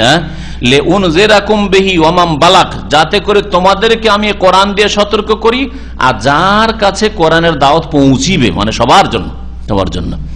ইয়া আইয়ুহান নাস ইন্নী রাসূলুল্লাহি ইলাইকুম জামিআ, আমি তোমাদের সকলের জন্য রাসূল হয়ে এসেছি। এরকম অনেকগুলি আয়াত রয়েছে কোরআনে কারীমের বিভিন্ন জায়গায়। যেমন আল্লাহ পাক রব্বুল আলামিন আরো ইরশাদ করেছেন যে ওয়ামান ইয়াকফুর বিহি মিনাল আহজাব ফান্নারু মাউইদুহু, যেই ব্যক্তি যে কোনো সম্প্রদায়ের, মিনাল আহজাব, যে কোনো দলের, যে কোনো জাতির কেউ যদি এই কোরআনকে অস্বীকার করে, কোরআনকে অস্বীকার করে, আফ্রিকান হোক, ইউরোপিয়ান হোক, আর আপনার চাইনিজ হোক, যে কোনো শাকল সুরাতের, আর এশিয়ান হোক, যেখানকারই হোক না কেন, আর যে কোনো রং বর্ণের হোক না কেন, ভাষাভাষী হোক না কেন, ওয়ামান ইয়াকফুর বিহি মিনাল আহজাব, যে কোনো দলের কেউ যদি এই কোরআনকে অস্বীকার করে, ফান্নারু মাউইদুহু, তাহলে জাহান্নাম হচ্ছে তার সাথে প্রতিশ্রুতি, তার সাথে ওয়াদা, জাহান্নামের ওয়াদা থাকলো তার সাথে। আল্লাহ পাক জাহান্নাম ছাড়া আর কিছু দেবেন না। যারা কোরআনকে অস্বীকার করবে, কোরআন নিয়ে এসেছেন যেই রাসূল, সেই রাসূলকে অস্বীকার করবে, কোরআন যিনি নাজিল করেছেন তাকে, আল্লাহ পাকের ওয়াহদানিয়তকে অস্বীকার করবে, তাদের জন্য জাহান্নামের ওয়াদা রয়েছে।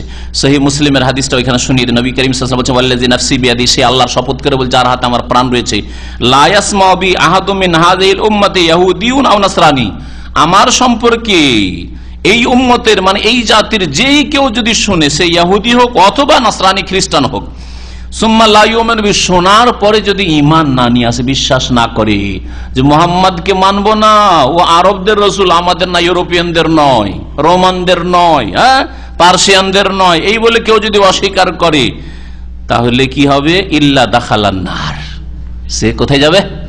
জাহান্নামে যাবে। নবী করিম সাল্লাল্লাহু আলাইহি ওয়াসাল্লাম, সহিহ মুসলিমের হাদিস। আল্লাহ পাক রব্বুল আলামিন তারপরে নবী সাল্লাল্লাহু আলাইহি ওয়াসাল্লামকে আরেকটি উপদেশ দিচ্ছেন, সেটা হচ্ছে চরিত্রের ক্ষেত্রে। ওয়াকফির জানাহাকা লিমান ইত্তাবাকা মিনাল মুমিনিন, হে নবী মুহাম্মদ সাল্লাল্লাহু আলাইহি ওয়াসাল্লাম, তুমি তোমার অনুকম্পার ডানা বা দয়ার ডানাকে প্রসারিত করো। খাফাজা মানে ঝুঁকিয়ে দেওয়া, ডানা ঝোঁকানো বলা হয়েছে, এটা হচ্ছে ভাষার অলংকার। কারণ পাখি নিজের বাচ্চাকে আদর করলে বা বাচ্চার হেফাজত করলে কি করে? ডানা মেলে দেয়, ডানা মেলে নিজের বুকের তলায় বা ডানার তলায় নিয়ে নেয়, যাতে করে কোনো শত্রুর আশঙ্কা না থাকে, তাই না? বা শত্রু থেকে হেফাজত করতে পারে। তো আল্লাহ পাক রব্বুল আলামিন ওই রকমই নবী করিম সাল্লাল্লাহু আলাইহি ওয়াসাল্লাম বলছেন তোমার ডানাকে ঝুঁকিয়ে দাও। তো মানুষের কি ডানা আছে ডানা ঝুঁকাবেন? এই জন্য বললাম যে হে নবী মুহাম্মদ সাল্লাল্লাহু আলাইহি ওয়াসাল্লাম, তোমার বাহু তুমি প্রসারিত করো। কিসের বাহু? দয়ার বাহু বা অনুকম্পার বাহু তোমার প্রসারিত করো। কার জন্য? লিমানিত্তাবাকা মিনাল মুমিনিন, তোমার অনুসারী মুমিনদের উদ্দেশ্যে। তাহলে যারা ইমানদার হবে, মুমিন হবে, মুসলিম হবে, তাদের সাথে বিশেষভাবে সদাচরণ করতে হবে, নম্রভাষী হইতে হবে। যে কোনো মানুষের সাথে নম্রভাষী হইতে হবে, কারণ আপনাকে তাদের অন্তরে প্রবেশ করতে হবে, অন্তরে তাদের আল্লাহ পাকের বিধান নামাবার চেষ্টা করতে হবে।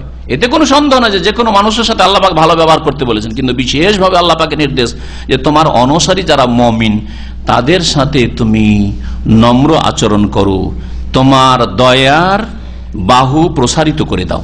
ফাইন আসাউকা, আর মানুষরা যদি তোমার নাফরমানি করে, ফাকুল, তাহলে তাদেরকে জানিয়ে দাও। যদি মানতে না চায় জানিয়ে দাও, ইন্নী বারিউ মিম্মা তা'মালুন, তোমরা যা কিছু করছো তা থেকে আমি সম্পর্কহীন। তোমাদের পাপের সাথে, অন্যায়ের সাথে, কুফরির সাথে আমি সম্পর্ক রাখি না। সম্পর্ক ছেদ করতে হবে কুফরি থেকে এবং কাফের থেকে। ওয়া তাওয়াক্কাল আলাল আজিজির রহিম, এবং যিনি মহাপরাক্রান্ত বড় দয়াবান তার উপর আস্থা করো, নির্ভরশীল হও। আল্লাযী ইয়ারাকা হিনা তাকুম, যে আল্লাহ পাক রব্বুল আলামিন তোমাকে দেখছেন যখন তুমি দণ্ডায়মান হও, তার উপর আস্থা ভরসা করো। আল্লাহ পাক যেন নবীকে এখানে উপদেশ দিচ্ছেন যে তুমি তোমার অনুসারীদের সাথে সদ্ব্যবহার করো, তারপরে তুমি কি করো? আল্লাহর উপরে ভরসা করো। আল্লাহ হেফাজতকারী, আল্লাহ পাক রব্বুল আলামিন সবকিছুর মালিক, ফলাফলের মালিক। যে আল্লাহ পাক তোমাকে দেখছেন যখন তুমি দণ্ডায়মান হও। কোথা থেকে দণ্ডায়মান হও? একটা তাফসীর হচ্ছে যখন দাঁড়াও, যখনই দাঁড়িয়ে থাকো আল্লাহ পাক দেখছেন। বিছানা থেকে দাঁড়াও, আর তোমার বসে থাকা থেকে দাঁড়াও, শুয়ে থাকা থেকে দাঁড়াও, যে অবস্থায় দাঁড়াও। আর কেউ কে বলেছেন হিনা তাকুম, হিনা তাকুম মানে যখন তুমি তাকুম লিসসালাতে, নামাজে দণ্ডায়মান হও। এটাও কেউ কেউ তাফসীর করেছেন, খাস তাফসীর হয়ে গেল, কিন্তু খাস করার কোনো প্রয়োজন করেন। নামাজের অবস্থায় দাঁড়ানোকেও শামিল, আর যে কোনো অবস্থায় দাঁড়িয়ে থাকাকে শামিল। আল্লাহ পাক দেখছেন সর্ব অবস্থায়। আর কেউ কেউ নামাজের সাথে যারা খাস করেছেন তারা বলছেন যে এখানে একা নামাজের কথা বলা হয়েছে, যখন তুমি তাহাজ্জুদের নামাজ পড়ো অথবা সুন্নত নফল নামাজ পড়ো তখন তুমি একা দাঁড়াও, এটা বোঝানো হয়েছে। ওয়া তাকাল্লুবাকা ফিস সাজিদিন, আর যারা নামাজি সেজদাকারী তাদের সাথে যখন তোমার চলাফেরা থাকে, অর্থাৎ যখন জামাতে তুমি নামাজ পড়ো তখন আল্লাহ পাক তোমাকে দেখেন। তাহলে এই আয়াত দ্বারা বোঝানো হয়েছে যে জামাতে নামাজ পড়তে হবে। নবী করিম সাল্লাল্লাহু আলাইহি ওয়াসাল্লামকে বলা হয়েছে যে তাকাল্লুবাকা ফিস সাজিদিন, তোমার চলাফেরা বা তোমার উঠা বসা কার সাথে? সেজদাকারীদের সাথে বা যারা নামাজি তাদের সাথে হবে। ইন্নাহু হুয়াস সামিউল আলিম, সে আল্লাহ পাক রব্বুল আলামিন নিঃসন্দেহে সর্বশ্রোতা, সবকিছু শোনেন এবং সবকিছু জানেন। এরপরে আল্লাহ পাক বলছেন হাল ওয়ানাব্বিকা আলামান তানাজ্জালু শায়াতিন, কারণ কাফের মুশরিকরা বলতো যে শয়তান আসে মুহাম্মদের কাছে আর এসে কিছু শিখিয়ে দেয়, জানিয়ে দেয়, আর মুহাম্মদ হচ্ছে গণক। আল্লাহ পাক অস্বীকার করে বলছেন যে মুহাম্মদের কাছে তো শয়তান আসেই না। শয়তান কার কাছে আসে শুনবে? শুনে নাও। আল্লাহ পাক বলছেন হাল ওয়ানাব্বিউকুম, হে মানুষ তোমাদেরকে জানিয়ে দেব কি, আলামান তানাজ্জালু শায়াতিন, ওই সব লোক সম্পর্কে যাদের উপর শয়তান নেমে আসে, শয়তান অবতীর্ণ হয়। তানাজ্জালু আলা কুল্লি আফাকিন আসিম, শয়তান নেমে আসে প্রত্যেক মিথ্যুক। আফাক, ইফক মানে মিথ্যা বা মিথ্যা যে অপবাদ দেয়, এই ইফক বলা হয়। আফাক মানে মহা মিথ্যাবাদী, চরম যে মিথ্যাবাদী, আর আসিম চরম পাপিষ্ট, যে পাপিষ্ট আর চরম মিথ্যাবাদী তার কাছে শয়তান নেমে আসে। আর মুহাম্মদ সাল্লাল্লাহু আলাইহি সাল্লাম সম্পর্কে তোমরা ভালো করে জানো যে জীবনে একটা মিথ্যা কথা বলেন, তাহলে তার কাছে শয়তান কি করে আসতে পারে?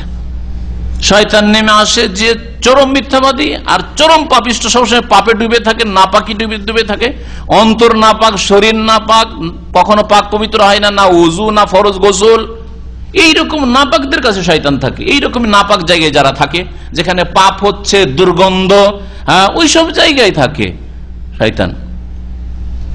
এই জন্য গণকদের বাড়িতে বা যেখানে শিরক কুফরি হয় দেখবেন গন্ধে থাকা যাবে না, খুব দুর্গন্ধ থাকে ওখানে, মানে শয়তানকে যেহেতু ডাকে এই জন্য নাপাক করে রাখতে হবে, নোংরা করে রাখতে। ইউলকুন আস-সামা, আর এই শয়তানরা কি করে? কান পেতে থাকে।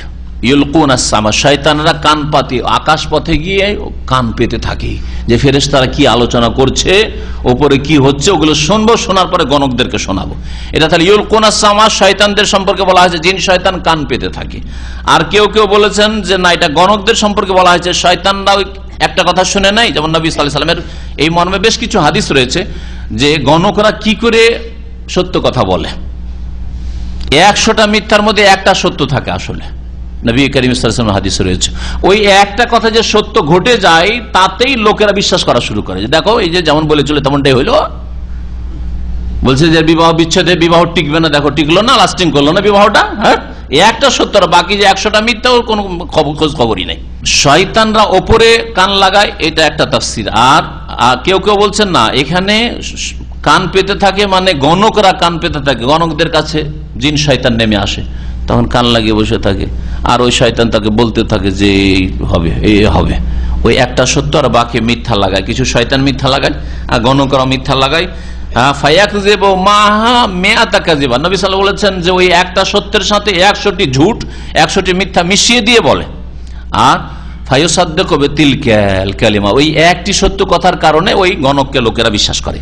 ওয়া আকসারুহুম কাযিবুন, আর তাদের অধিকাংশ হচ্ছে মিথ্যাবাদী। অধিকাংশ জিনেরা হচ্ছে মিথ্যাবাদী, আর অধিকাংশ গণকরাই হচ্ছে মিথ্যাবাদী। দুই দল সম্পর্কে আল্লাহ বলেছেন ওয়াশ-শুআরা ইয়াত্তাবিউহুমুল গাওয়ুন। এখান থেকে আল্লাহ পাক আর এক সংশয়ের খণ্ডন করছেন বা আর একটি বিভ্রান্তির, যে কাফের মুশরিকরা নবী সাল্লাল্লাহু আলাইহি ওয়াসাল্লাম থেকে মানুষকে দূরে সরাবার জন্য বলতো যে মুহাম্মদ কবি গো, কাব্য রচনা করছে, এর কাছে কোনো ওহী আসে না, ফেরেশতাও আসে না, এই আল্লাহর কথা নয়, নিজেরই কবি কাব্য রচনা। আল্লাহ ওর খণ্ডন করছেন যে মুহাম্মদ সাল্লাল্লাহু আলাইহি ওয়াসাল্লাম কবি কি করে হইতে পারেন। অথচ অধিকাংশ কবিরা এমন হয় যে তাদের ডানে বামে যারা থাকে তারা পথভ্রষ্ট, গোমরা, খারাপ চরিত্রের, তাদের কথা ঠিক নেই। অশ-শুআরা ইয়াত্তাবিউহুমুল গাওয়ুন, আর কবিরা, শায়েরের বহু বচন আছে শুআরা, কবিরা এমন যে ইয়াত্তাবিউহুমুল গাওয়ুন, তাদের পথভ্রষ্টরাই অনুসারী হয়। কবিদের পিছনে ছুটে কারা? পথভ্রষ্টরা অধিকাংশ ক্ষেত্রে। আলাম তারা আন্নাহুম ফি কুল্লি ওয়াদিন ইয়াহিমুন, হে নবী তুমি কি দেখো না যে এই কবিরা কি করে কাব্য রচনার উদ্দেশ্যে ফি কুল্লি ওয়াদিন ইয়াহিমুন, ওয়াদিন মানে হচ্ছে মাঠ, ময়দান বা উপত্যকা, প্রত্যেক ময়দানে এরা উদ্ভ্রান্ত হয়ে ঘুরে বেড়ায়। কবিরা প্রত্যেক ময়দানে কি করে? উদ্ভ্রান্ত হয়ে ঘুরে বেড়ায়। এই ময়দানটা কি? এটা ভাষার ময়দান, একটা হচ্ছে ভাষার ময়দানে, ভাষারও একটা ময়দান আছে, ফিল্ড আছে জি, আর একটা হচ্ছে মাঠে ঘাটে, দুটোই ঠিক। কবিরাকে দেখবেন যে বিভিন্ন জায়গায় বিভিন্ন দৃশ্য দেখে, নদীর দৃশ্য দেখলো আর বলে দিল যে আমাদের দেশের নদী কি আঁকে বাঁকে চলে। হ্যাঁ, ফুল বাগান দেখলো, তখন কাল্পনিক কিছু বানিয়ে যা একটু দেখলো আর অতিরঞ্জন করে বাড়িয়ে কিছু বলে দিল। হ্যাঁ, এটা হচ্ছে ভালো দিক, প্রশংসা করার জন্য অতিরঞ্জন করে থাকে। বিভিন্ন মাঠে ঘাটে যেখানে সেখানে পাহাড়ের একটা দৃশ্য দেখলো, হরিণের দৃশ্য দেখলো, সুন্দরবনের দৃশ্য দেখলো, আর একটা কাব্য রচনা করে দিল। এই প্রত্যেক মাঠে ঘাটে যেখানে সেখানে উদ্ভ্রান্ত হয়ে ঘুরে বেড়ায়, এটা হচ্ছে কবিদের চরিত্র সাধারণত। তাহলে মাঠ মানে প্র্যাকটিক্যাল মাঠের কথাই বলা হয়েছে, বিভিন্ন এলাকায় তারা ঘুরে বেড়ায় উদ্ভ্রান্ত হয়ে। আর কেউ কেউ বলেছে ভাষার বিভিন্ন ময়দানে ঘুরে বেড়ায়। ভাষার ময়দান আছে, ভাষার একটা ময়দান হচ্ছে যে প্রশংসা করা কারো, প্রশংসা করতে গিয়ে এমন চড়াইতে চড়াইতে তিলকে তাল করে ফেললো, রাজাদের, শাসকদের, আমিরদের প্রশংসা করতে গিয়ে যুগে যুগে কবিরা এমন বাড়াইতো রে বাপরে বাপ, এরকম মানুষ আর পয়দাই হয়নি, এর মতো মানুষই পয়দা হয়নি। আবার কুৎসা গাইতে যখন শুরু, কুৎসার ময়দান, আরেকটা ময়দান হচ্ছে হেজো, কুৎসার ময়দান হচ্ছে মাধা প্রশংসা, একটা হচ্ছে হেজো। কুৎসা যখন গাওয়া শুরু করলো, ব্যঙ্গ করা শুরু করলো, নামাইতে নামাইতে নামাইতে পাতালে মাটিতে পুঁতেই দিল কোন মানুষ। এটা হচ্ছে কবিদের চরিত্র, কবিদের চরিত্র। এইরকমই যখন শোক, কারো শোক হয়েছে, শোক হয়েছে হয়েছে শোককে এমন বাড়াইতে লাগলো, শোক সম্পর্কে মার্সিয়া যেটাকে বলা হয়, শোক সম্বলিত যে কবিতা থাকে আরবিতে রাসা বা মার্সিয়া বলা হয়, এমন শোক গীতি গাইতে শুরু করলো যে বাড়াইতে বাড়াইতে কি থেকে কি করে দিল। এইরকম শোক মনে হয় মানব জাতির ইতিহাসে কখনো হয়নি। এগুলিকে বলা হয়েছে ফিকুল্লি ওয়াহিদের, প্রত্যেক ভাষার ময়দানে, প্রত্যেক ভাষার ময়দানে কাব্য রচনাকারীরা কি করে থাকে, উদ্ভ্রান্ত হয়ে ঘুরে বেড়ায় কল্পনার জগতে। কি করতে হবে এটাকে, একটা কোনো কিছু দেখলো, প্যালেস দেখলো, ওটাকে এখন কবিতার আকারে পেশ করতে হবে, তখন কল্পনা জল্পনা শুরু করলো, কি বলতে পারি সম্পর্কে। কোন একটি মহিলা দেখলো, এর সৌন্দর্য বর্ণনা করতো, আরে মাথা থেকে পা পর্যন্ত, তার চুল, তার নাক, তার হাত, তার পা ইত্যাদিতে, তার শাড়ি, কাপড় শুরু করে দিল। আছে, আপনারা হয়তো কবিতার ময়দানে ঢুকেননি, কিন্তু আমরা কবিতা যেহেতু পড়েছি, জাহিলি যুগের কবিতা পড়েছি, ইসলামী যুগের কবিতা পড়েছি, আদবে সাহিত্য, আরবি সাহিত্যে, সেই জন্য জানি। সুবহানাল্লাহ, যখন যা দেখলো শুরু করে দিল। আর অধিকাংশরা চরিত্রহীন জাহিলি যুগের কবিরা ছিল, সুতরাং তার যে প্রেমিকা ছিল, প্রেমিকার প্রশংসা করতে করতে এমন করলো, বলছে যে হাওয়া এইরকম মেয়ে আর পয়দাই করেনি, লাম তালিদ হাওয়াও, আমার প্রেমিকার মতো আর এই হাওয়া, আদম আলাইহিস সালামের বিবি জীবন, মানে কোন মহিলা এত সুন্দরী পয়দা করতে পারেন। এগুলো হচ্ছে উদ্ভ্রান্ত হয়ে ঘুরে বেড়া কবিদের, এটা হচ্ছে কবিদের চরিত্র। তাহলে নবী সাল্লাল্লাহু আলাইহি ওয়াসাল্লাম এত চরিত্রবান মানুষ, উত্তম চরিত্র অধিকারী, তার এই চরিত্র হইতে পারে, তিনি কবি হইতে পারেন না? এই যে নবী সাল্লাল্লাহু আলাইহি ওয়াসাল্লামের প্রকৃতিতে চরিত্র ছিল না, প্রকৃতিতে এই কবিতার চরিত্র, কাব্য রচনার চরিত্র ছিল না। কারোর মধ্যে জন্মগত কাব্য রচনার থাকে, প্রতিভা থাকে। ও বেশি পড়ার নাই, ক্লাস 4-5 পড়েছে, প্রাইমারি থেকে কবিতা বলা শুরু করে। আবার কি এমএ পাস করলো, বলে এক লাইন কবিতা রচনা করে দাও, পারবে না, ওর প্রকৃতিতে নেই, প্রতিভাতে নেই। তো নবী করিম সাল্লাল্লাহু আলাইহি ওয়াসাল্লামকে এই জন্য এই কাব্য রচনার প্রতিভা আল্লাহ দেননি, কারণ এই কাব্য রচনা করা অধিকাংশ অসৎ লোকদের কাজ। অধিকাংশ বলছি কারণ যাতে করে ওই ব্যতিক্রম হয়, কিছু ভালো লোক, যেমন আল্লামা ইকবাল, আজকালকার যুগে ইসলামিক কবি, এইরকমই ভালো কবিতা যারা রচনা করেছে, যে কোনো নাম আসতে পারে তাতে। নবী করিম সাল্লাল্লাহু আলাইহি ওয়াসাল্লামের প্রথমে বলবো যে সাহাবায়ে কেরাম, হাসান বিন সাবেত কবি ছিলেন, আব্দুল্লাহ বিন রাওয়াহা কাব্য রচনা করতেন, কাব রাদিয়াল্লাহু তাআলা আনহু, কাব বিন মালিক এর আগে কাব্য রচনা করতেন, কবিতা বলতেন। নবী করিম সাল্লাল্লাহু আলাইহি ওয়াসাল্লাম হাসান বিন সাবেতের জন্য মেম্বার, মসজিদ নববীর মেম্বার বিছিয়ে দিতেন, আর মেম্বারে বসিয়ে দিয়ে বলতেন, তুমি কবিতা বলা। ইসলামের প্রশংসা, ইসলামের গুণগানে, আর কোরআনের জন্য, আল্লাহর তাওহীদের ক্ষেত্রে ইত্যাদি। আর কাফেররা যারা নবী সাল্লাল্লাহু আলাইহি ওয়াসাল্লামের কুৎসা গায়, ব্যঙ্গ করে, নবী সাল্লাল্লাহু আলাইহি ওয়াসাল্লামের সাহাবী সাহাবিয়াদের ব্যঙ্গ করে, কুৎসা গায়, তাদের জবাব দেওয়ার জন্য। এবং তোমার সাথে জিবরাইল আলাইহিস সালাম আছে, জিবরাইল আলাইহিস সালাম তোমার সাহায্য সহযোগিতা করছেন, এ কথা বলতেন নবী করিম সাল্লাল্লাহু আলাইহি ওয়াসাল্লাম। ওদের সম্পর্কে শেষ আয়াতে বলা হয়েছে এরা ব্যতিক্রম। আল্লাহ পাক বলছেন যে ওয়ান্নাহুম ইয়াকুলুনা মা লা ইয়াফালুন, আর কবিদের চরিত্র হচ্ছে যে এরা এমন এমন কথা বলে যা নিজ জীবনে করে না। খুব ভালো ভালো চরিত্রের কথা বলে, খুব সততার কথা বলে, খুব ধার্মিকতার কথা বলে, খুব আল্লাহ বিরুদ্ধার কথা বলে, পাপে ডুবে থাকে আর বলে যে পাপ করিও না। ভালো ভালো চরিত্রের কথা বলে, জীবনে ভালো চরিত্র গঠন করে। এটা হচ্ছে অধিকাংশ কবিদের চরিত্র। আল্লাহ বলছেন ইল্লাল্লাযিনা আমানু, তবে যারা ঈমানদার, ওয়া আমিলুস সলিহাত, আর যারা সৎকর্মশীল, ওয়া যাকারুল্লাহ কাসীরা, আল্লাহকে বেশি বেশি স্মরণকারী, যারা স্মরণ করে থাকে, ওয়ান্তাসারু মিন বাদি মা যুলিমু, আর তাদের উপর জুলম অত্যাচার হওয়ার পরে যারা প্রতিশোধ নিয়ে থাকে। সাহাবায়ে কেরাম রাদিয়াল্লাহু তাআলা আনহুম, যারা অনেকে কবিতা বলতেন, যাদের কথা বললাম, তারা ঈমানদার ছিলেন, সৎকর্মশীল ছিলেন, আল্লাহ পাকের বেশি বেশি জিকির আজকার করতেন, এবং ইসলামের পক্ষ থেকে কাফেরদের জুলম অত্যাচারের, ব্যঙ্গের, কুৎসার প্রতিশোধ নিতেন। তাদের কথা বলা হচ্ছে। এরা ব্যতিক্রম, এরা সৎকর্মশীল, এরা প্রশংসিত।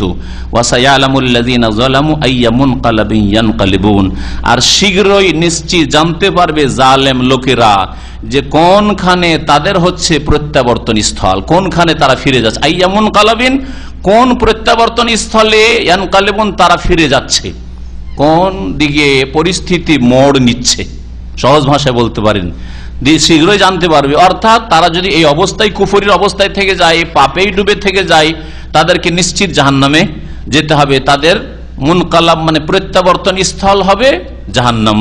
এই বলে আল্লাহ পাক রব্বুল আলামিন এই সূরাকে শেষ করেছে। আল্লাহ পাক কোরআন কারীম যেন বুঝার তৌফিক দান করেন, কোরআনে জীবন গড়ার তৌফিক দান করেন, কোরআনী পরিবার গড়ার তৌফিক দান করেন, কোরআন কারীমের সমাজ গড়ার তৌফিক দান করেন, কোরআন কারীম দিয়ে মুসলিম সমাজের শাসকদেরকে দেশ পরিচালনা করার আল্লাহ পাক যেন তৌফিক দান করেন, হিদায়াত দান করেন, মন মানসিকতা দান করেন। আল্লাহ পাক আমাদের অন্তরকে যেন সোজা করে দেন। রব্বানা লা তুযিগ কুলুবানা বা'দা ইয হাদাইতানা ওয়া হাব লানা মিন লাদুনকা রাহমাতান ইন্নাকা আনতাল ওয়াহ্হাব। রব্বানা আতিনা ফিদ দুনিয়া হাসানাহ ওয়া ফিল আখিরাতি হাসানাহ ওয়া কিনা আযাবান নার। ওয়া সাল্লাল্লাহু আলা নবিয়িনা মুহাম্মদ ওয়া আলা আলিহি ওয়া সাহবিহি আজমাইন। নবী করিম সাল্লাল্লাহু আলাইহি ওয়াসাল্লাম মের শত্রু ছিল না ছিল না? নবী করিম সাল্লাল্লাহু চাইতে বেশি কেউ সত্যবাদী ছিল? হ্যাঁ, আমরা তো পায়ের কাছে পৌঁছিতে পারবো না। আল্লাহ যেন অনুসারী হওয়ার তৌফিক দান করে, তাই না? আমাদের কত আমলের ত্রুটি, আকীদারও দুর্বলতা, ইমানের দুর্বলতা, ইবাদতের দুর্বলতা, দুর্বলতার শেষ নাই। সুতরাং আমাদের একবার বাইরেতে বলছেন যে আমাদের সমালোচনা করে, শত্রুতা করে কোন দল, তো করবেই, করতে থাকবে, কারণ আমাদের দুর্বলতা আছে, স্বাভাবিক হইতে পারে। আর তারপরে যদি আমাদের দিনের দাওয়াত কোরআন এবং হাদিস ভিত্তিক হয়, তার জন্য আমরা চেষ্টা করি, আর তার শত্রুতা করে, তো আমাদের সাথে ব্যক্তিগত শত্রুতা নেই, তাদের শত্রুতা আছে কোরআন হাদিসের দাওয়াতের সাথে। তাওহীদের সাথে শত্রুতা, কারণ তারা শিরক বিদআত করে। সুন্নতের সাথে শত্রুতা, কারণ তারা বিদআতে লিপ্ত রয়েছে। কোরআন এবং হাদিসের প্ল্যাটফর্মে আসতে চাই না, আমরা কোরআন এবং হাদিসের প্ল্যাটফর্মে নিয়ে আসতে চাই, যে একই প্ল্যাটফর্মে হাজির হন, ওরা আসতে চায় না, সেই জন্য শত্রুতা করে, ও শত্রুতা করবে। আর তারপরে মনে রাখবেন যে কোরআন এবং হাদিসের শত্রুতা করে কেউ কামিয়াব হয়নি। কোরআন এবং হাদিসের শত্রুতা করে আবু জাহল, আবু লাহাব কামিয়াব হয়নি। হ্যাঁ, কোন যুগের জালেমরা কামিয়াব হয়নি নবী রাসূলদের দাওয়াতের শত্রুতা করে। সুতরাং আমরা মনে করি যে কোরআন এবং হাদিসের আমরা দাওয়াত দিচ্ছি, আল্লাহ পাক বাকি ভুল ভ্রান্তি, আমাদের আমলের ত্রুটি, ইমানের দুর্বলতা মাফ করেন। কেউ যদি শত্রুতা করে আমাদের কিছুই করতে পারবে না। ওয়া ইন তাসবিরু ওয়া তাত্তাকু লা ইয়াদুররুকুম কাইদুহুম শাইআ। ধৈর্য ধারণ করো, গাল দিলে আমরা গাল দেব না, হ্যাঁ, আমরা অশ্লীল ভাষা ব্যবহার করব না, আমরা বাড়াবাড়ি করব না, আল্লাহ পাক মাফ করেন। তারপরে সবর আর তাকওয়া যদি থাকে, আল্লাহ বলছেন যে তাদের ষড়যন্ত্র, তাদের শত্রুতা তোমাদের কোনো ক্ষতি করতে পারবে না, কোনো ক্ষতি করতে পারবে না। এই জন্য আমরা ওই সব নিয়ে চিন্তা করি না। কে শত্রুতা করছে করতে দেন, তার জন্য তার পরিণাম ভুগতে হবে, এবং আল্লাহ পাকের আযাব সবার জন্য রয়েছে, আল্লাহ পাকের আযাব সবার জন্য রয়েছে। নবী করিম সাল্লাল্লাহু আলাইহি ওয়াসাল্লাম এই শিরক বিদআতি কবিতা ভালোবাসেন না, যাতে তারাহাম ইয়া নবী আল্লাহ তারাহাম, হে আল্লাহর নবী রহম করুন, হে আল্লাহর নবী রহম করুন। আল্লাহ পাক হেদায়েত দান করে। এত বড় শিরক থাকা সত্ত্বেও যদি ওই কিতাব থেকে তওবা না করে, তাহলে আর কখন তওবার আল্লাহ তৌফিক দেবে?